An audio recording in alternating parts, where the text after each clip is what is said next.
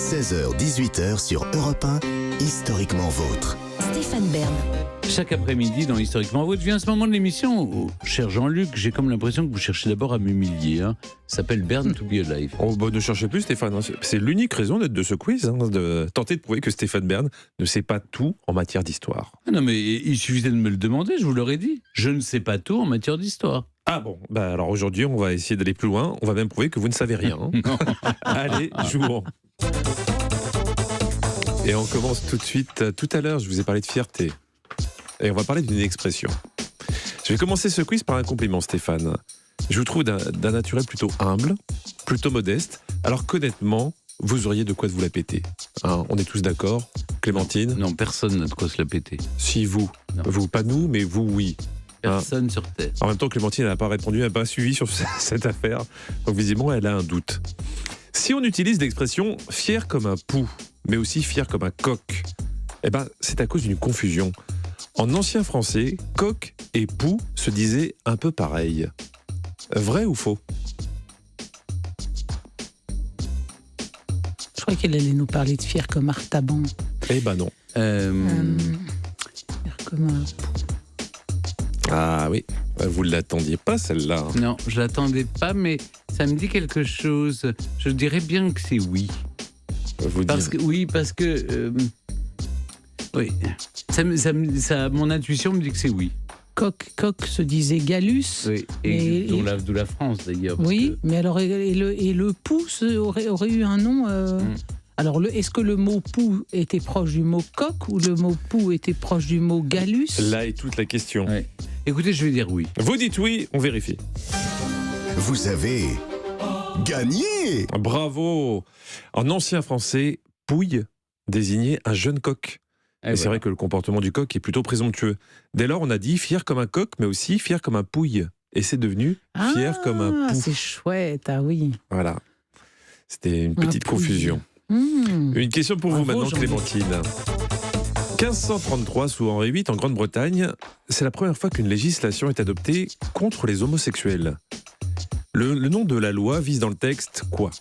Les bougres, les fagots ou les hommes cheminés ? Bon, un bougre est en effet un homosexuel dans la terminologie désuète ancienne. Un feu de cheminée ou celui du... Les fagots. Les fagots. Et homme cheminée, parce que les feux de cheminée, c'est encore un autre problème, on ne peut pas tout régler aujourd'hui. Je pense que bougre me paraît trop facile. Ça doit pas être... Alors, fagot, les fagots, moi je dirais les fagots. Mais fagot. Mais oui, puisque fag en anglais désigne un homo. Donc c'est les fagots. C'est les fagots pour vous. On va vérifier ça. Vous avez perdu. Et bien pourtant, quand on dit give me a fag, il y a des confusions entre l'américain et l'anglais parce que dans une langue ça désigne c'est une cigarette et dans l'autre ça désigne un homosexuel. Donc allez-y, donnez-moi votre réponse là. Parce que de toute façon vous ne croirez pas à ma réponse. Oui, je vous connais un petit peu maintenant. Les bougres, c'est les bougres. Un bougre au Moyen-Âge, c'était les sodomites. Ça venait des nomades de Bulgarie. Ça donnait le mot bougrerie. Et la première législation... Ça vient des bogomiles, les bougres, en fait. Oui, les hérétiques, oui, c'est ça. Oui. Et la première législation punissant les actes contre nature en Angleterre s'appelait le Buggery Act. Oui. Donc les bougres. Oui. Donc dans la loi, la sodomie est décrite comme un acte opposé à la volonté de Dieu. Ça m'a paru trop facile. Mais oui, parce que dans le Lévitique, la sodomie et Sodome et Gomorrhe, c'est l'abomination de l'abomination. C'est pour ça que les Templiers ont été condamnés à être brûlés, d'ailleurs. Bon, mais écoutez, nonobstant ce que je vous ai dit sur fag et la cigarette et la confusion sur la désignation de l'homosexualité dans une des langues... Je pensais vraiment que fag vient de fagot.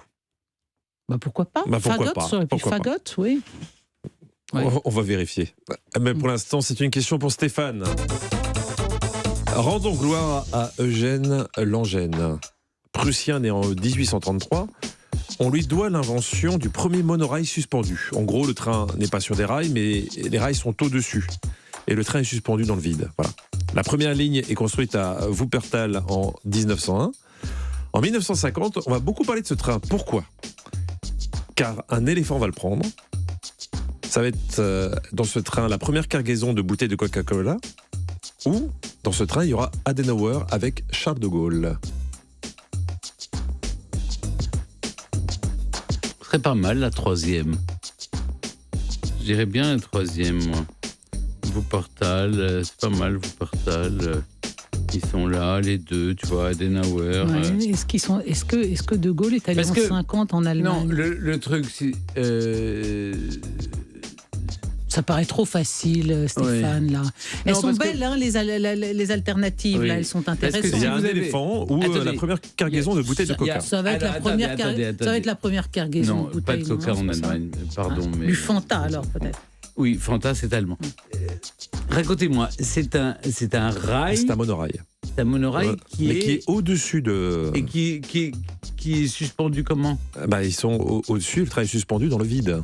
Non, mais attendez, Stéphane, Non, comment elle- voulez-vous qu'en plus, S'il vous plaît, madame, De c'est Gaulle, ma là, question. là, en 50, à Non, c'est voir pas possible, il est Adenauer. allé bien plus tard. Il y est allé bien Il est dans plus sa tard. traversée du Non, désert, c'est il n'est pas un homme politique c'est de premier pas plan. du tout De Gaulle et Adenauer, c'est arrivé plus tard, leur rencontre. Donc c'est pas ça. Donc je ne crois pas à la bouteille de coca, donc par déduction, Ça va être un éléphant, ça va être un éléphant qui trompe énormément. un petit éléphanteau dans le... Mais je visualise mal l'affaire, cela dit, ça rassure les gens. Ça devait être un tout petit éléphant. Après Stéphane. quand l'éléphant prend le Wuppertal, je sais pas quoi, Voilà, c'est solide. ils disent, ah ben nous on peut y Voilà. aller puisque Bah, c'est l'éléphanto ça. y est allé. Vous pensez qu'on a fait un test avec un éléphant? Voilà. Voilà. Exactement. Tout comme vous dites, monsieur. Eh ben, écoutez, on va essayer. Hein. Oui. Vous avez gagné. Ah, voilà. Vous avez gagné. Voilà. C'était pas la bonne explication, mais vous avez gagné. C'était bien une éléphante. Son nom, Tuffy. Et cet éléphant faisait partie d'un cirque. Il a eu une crise de panique, cet éléphant. Il a sauté du train suspendu en Oh marche, là là. plongeant dans une rivière. 4 blessés légers. L'animal aussi a été seulement légèrement blessé. En tout cas, vous voyez, que malgré tout, nos compétences, notre connaissance historique ont été sollicitées parce que c'est De Gaulle en 50 en Allemagne, moi, qui m'a fait tiquer, avec Adenauer, alors que leur rencontre, c'est beaucoup plus tard. C'est quand De Gaulle a été rappelé au pouvoir après Bah oui. 58. Mais de toute façon, Donc, ce vous quiz, pouvez difficilement être en voyage officiel en 50 avec Adenauer. ce quiz est uniquement fait pour vous faire briller, sachez-le. Et d'ailleurs, Ça marche. vous allez le prouver tout de suite, Clémentine, avec une question pour vous. Bah, pour le moment, j'ai 2 points, elle en a 0. Hein. Je veux pas dire, mais. Elle est un peu fragile moralement, donc allez-y doucement, s'il vous plaît. Ouais, je vous Oui. ai aidé sur le coup de l'éléphant, là, quand même. Non, Ouais, c'est dis donc. moi qui par mes déductions. Oui, non, j'ai participé à au Oui, brainstorming. Hein. Vous pouvez Je pas vais dire vous le aider contraire. aussi. Je vais vous aider. C'est gentil. Le prince Albert, ça vous parle? Oh bah ça, non, oui, c'est plutôt mon Non, mais pas voisin celui de que vous gauche. pensez. Ah bon? Le prince Albert de Saxe-Cobourg. Ah oui. Le Ah, prince Albert de c'était le vieux Saxe-Cobourg. pornographe, là, non? C'est pas celui qui a épousé une des deux. Allez-y. L'époux de la reine Victoria. Ah Exactement. non, c'est pas celui-là. Moi, je pensais à C'est celui qui a épousé inventé une princesse l'anneau, le belge. prince Albert de Saxe-Cobourg à Gotha fut l'époux de la reine Victoria. Mhm. Mais aussi incongru que cela puisse paraître, il a eu le titre de prince consort avant son mariage. Vrai ou faux? Est-ce qu'il l'aurait négocié avant, Stéphane? Ça, c'est vous qui devez briller sur ce genre de sujet. Exactement. Comment elle vous flatte? Laissez vous parler quand même. Hein. Votre Honnêtement, profonde connaissance oui. du Gotha Je connais la européen, réponse. Stéphane. Alors maintenant, est-ce que je veux que votre fierté soit Ah, menacée? bah, de toute façon, j'aurais qu'un point. Vous mais aurez gagné. Vous pourriez donc, vous étaler Ah, c'est ça. gravement. Bon, alors oui, laissez-moi avec répondre 2 au pif. points. Donc, il aurait été prince consort Avant le mariage. Bah, écoutez, Déjà, il a dû se battre pour être normalement. prince consort après. Je vois pas comment il aurait pu l'être avant. Bon, Perso, donc vous m'avez donné la réponse là. Je ne sais pas, peut-être. Si vous Oh là comprenez. là, il est magnanime ou très moqueur, je ne sais pas. Comment aurait-il pu être prince consort avant son mariage, puisque Ils c'est sont par, arrangés. c'est par son mariage. Est-ce qu'il a négocié avant d'avoir ce titre? Voilà la question. Est-ce qu'on peut négocier ce genre de choses? Oui, là, on doit pouvoir, non? Dire je veux bien vous donner mon fils en mariage, mais je veux qu'il soit prince consort avant le mariage. Le mariage a eu lieu en 1840. Et Il s'est tellement battu pour avoir ce titre de prince consort. Il voulait même être roi consort. Et les Anglais lui ont refusé. Ça a été, d'Israéli Bah, ouais. était foudrage. Ou c'était Melbourne qui avait dit hors de question Bon, alors c'est qu'un non. Allemand devienne Bah, alors c'est non, roi du coup. consort d'Angleterre. Mais oui, c'est non. Bon, bah non. évidemment, c'est Non, Oh, non. mais lui parlez pas comme ça, ça fait Attention, millions à un parce moment. que si c'est pas ça, c'est l'humiliation, elle va être pour vous. Hein. Alors, je saisis la chance qui m'est donnée d'être aidée par une des plus grandes éminences de l'histoire de l'aristocratie européenne, Stéphane Bern, Mais je me mouille C'est ça. pas. Hein, je me et mouille je pas. réponds non. Vous répondez non. Vous avez gagné. Et il faut toujours faire confiance Merci, à Stéphane Bern sur ces Stéphane, hein. sujets. J'ai Non. sauvé votre réputation. Il ne l'a été que bien après son mariage. Il a dû se battre. Le mariage en 1840 et il a eu ce titre en 1857. Il a patienté 17 ans Ouais, une fois à Ah, cause du voyez, sentiment hein. anti-allemand. Oui. Et pour éviter de lui donner un rôle politique, le Premier ministre de l'époque, Lord Melbourne, a tout fait pour lui refuser le titre. Oh bah c'était pas chic. Hein. Bon bah écoutez, Donc, je m'incline avec grâce devant la science absolument pointue Pour une de fois, ces je connaissais questions. quelque Ah bah chose. voilà. Bravo Stéphane. Merci beaucoup. Merci Clémentine.